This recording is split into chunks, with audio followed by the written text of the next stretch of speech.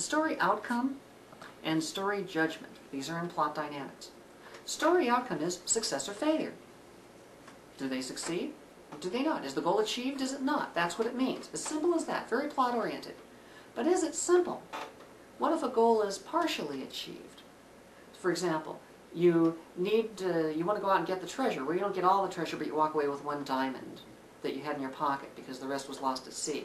Well, that mitigates it, but you still have a partial success.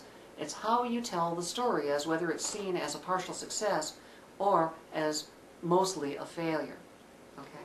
So you can change that value, success or failure, but what it comes down to is not, is it a good thing that they achieved it? Maybe they achieved success in the story, the goal was achieved, but it turned out to be a reprehensible goal.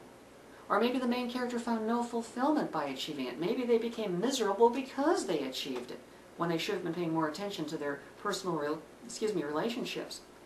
That's not what we're looking for here. We're not looking for a value judgment. It's simply, here's the goal that you set up at the beginning of the story. At the end of the story, is the goal achieved? If yes, success. If no, failure. Simple as that.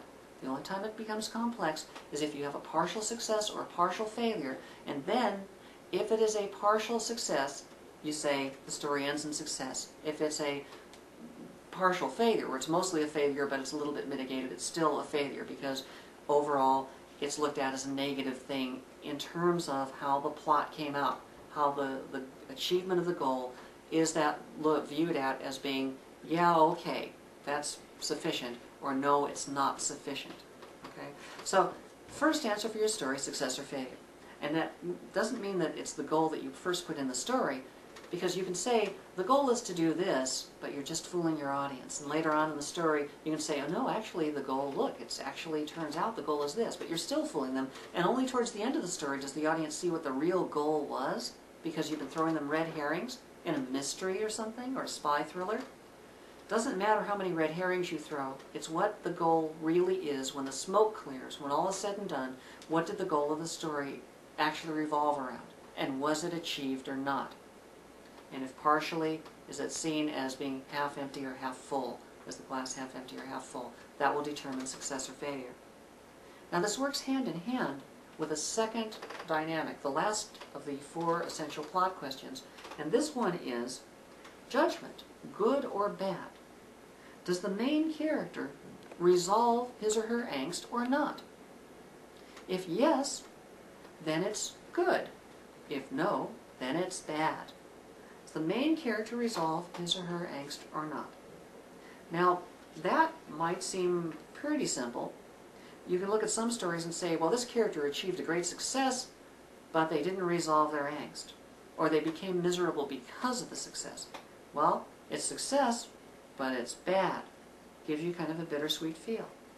You can also have a story in which someone fails, but in failure, they learn to alleviate their angst. They give up the ghost that has been pestering them, and they become whole again, even though they failed. In the act of failure, they find the truth they were looking for. So even though they failed, it's still good for the main character, and we come away with a good feeling at the end. It's the combination of either a success-good story, which we call a triumph. That's the happy ending, success-good. Goal achieved, clearly, no mitigating circumstances, not even a partial success, complete success, and we're really happy about it. The main character has resolved all of his or her personal problems. Boy, life is great, okay? And then we have the opposite, the tragedy, which is the failure bad story.